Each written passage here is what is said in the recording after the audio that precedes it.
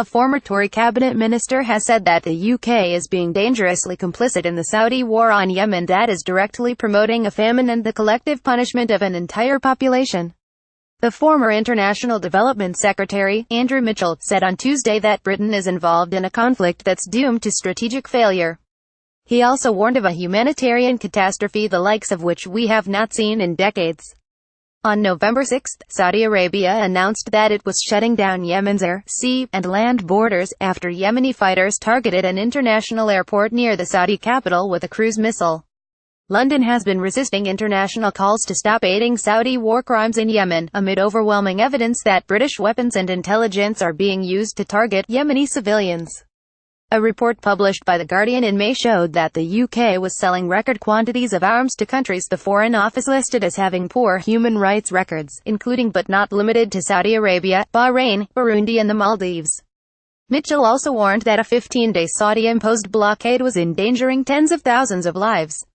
The United Nations made a plea for the Saudi war machine to remove its blockade, warning that without aid shipments untold thousands of innocent victims, among them many children, will die and that its partial lifting was not enough. Read more. Saudi war on Yemen. Stupid UN chief. The position is very precarious.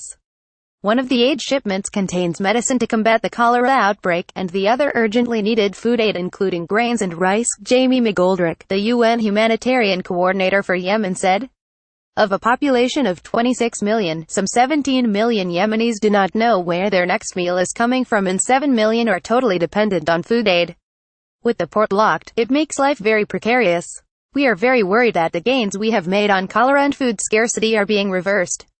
Some 2,100 people have died of cholera since April as hospitals struggle to secure basic supplies across the country.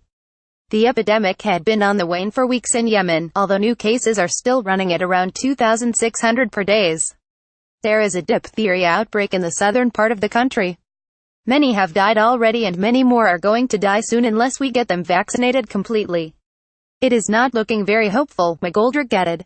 Britain has signed a framework deal on military and security cooperation with Saudi Arabia, media outlets said in September.